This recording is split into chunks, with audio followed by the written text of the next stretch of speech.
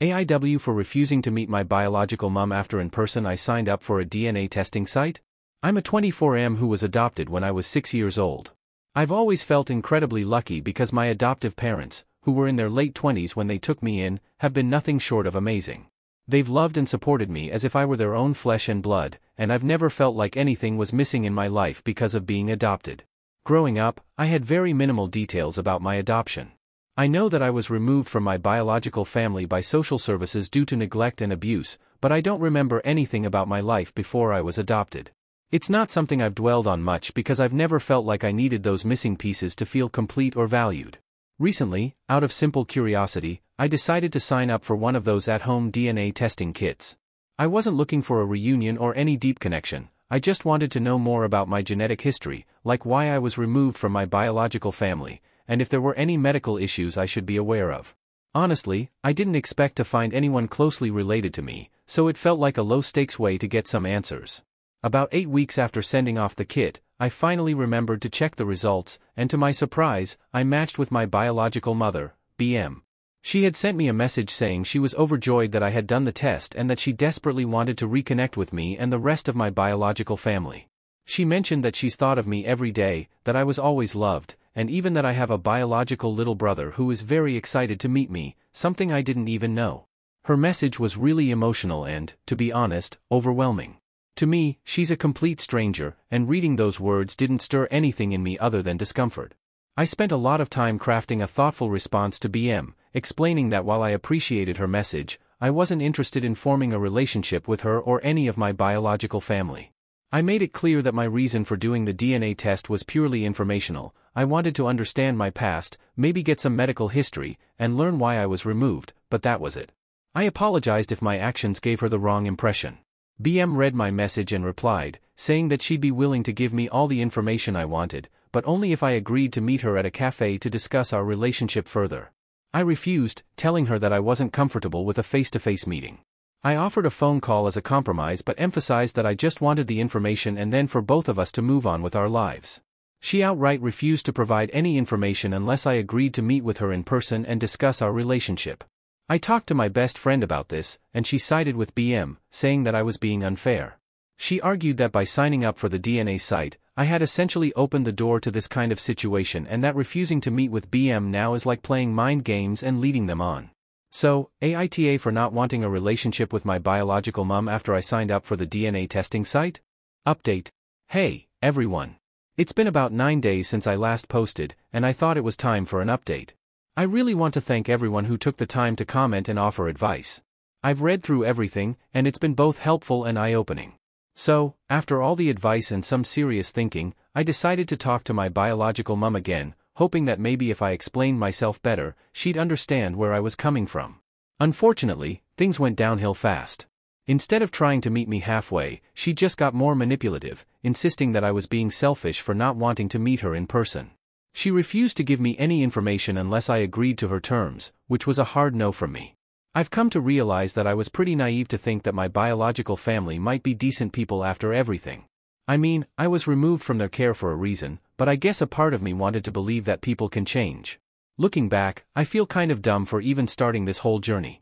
It's brought up a lot of emotions that I wasn't really prepared to deal with, and to be honest, I'm feeling pretty down about the whole situation. And as for my best friend, well, that's another disappointment.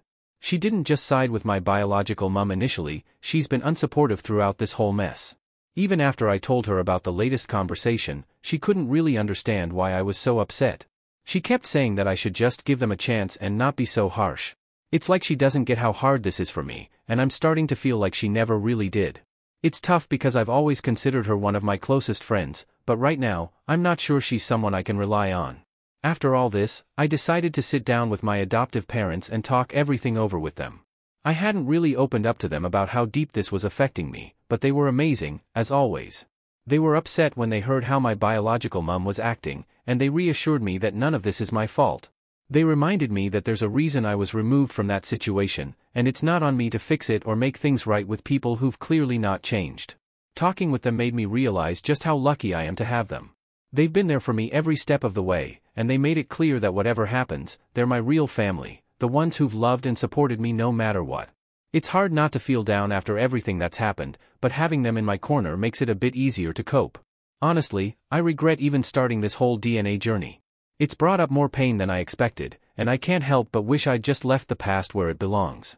But at the same time, I'm grateful that it's reminded me of how blessed I am to have my adoptive parents. They're the ones who've always been there for me, and I couldn't ask for a better family. So, that's where I'm at.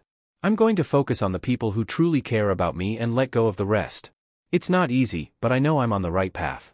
Thanks again to everyone who reached out, it's really helped me feel less alone in all this. Take care, everyone. Update 2.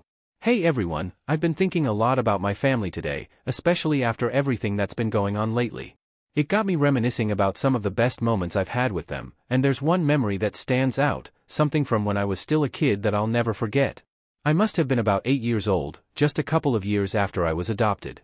It was around Christmas time, and I remember feeling nervous because it was only my second Christmas with my adoptive parents. Holidays always make me feel weird, even now. Anyway, my dad's friend owned a Christmas tree farm, and that year, my mom and dad decided to take me to pick our Christmas tree. We spent what felt like hours walking through rows and rows of trees. My parents kept asking me which one I liked best, and I remember feeling so much pressure, like I had to pick the absolute best one or else I'd ruin Christmas. But they were so patient, letting me take my time. Finally, I pointed out a tree. Honestly, it looked like every other one to me, but my parents made a huge deal out of it. My dad knelt down to start sawing, and I remember him pretending to struggle, saying, "Oh no, I think this tree might be too strong for me." My dad made me come over and help me, saying he couldn't do it alone. So, there I was, this little 8 years old, pretending to help my dad saw down this tree. Of course, I wasn't actually doing anything, but they made me feel like I was the strongest kid in the world. When the tree finally fell, my dad swept me up in his arms and spun me around, saying, "We did it." After we got home and set up the tree, my mum brought out these old boxes full of ornaments. She told me that we were going to start a new tradition. Every year, we'd each pick out one new ornament to add to the tree, something that represented something special from that year. That night, they handed me my very first ornament, a little wooden bear holding a heart with the word family carved into it. My mum said, "This one's for you, because you made our family complete."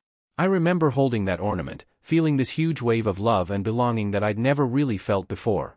At the time, I don't think it even hit me how impactful that was. How that moment defines the way I look at myself today. I was part of a loving family. I was their family.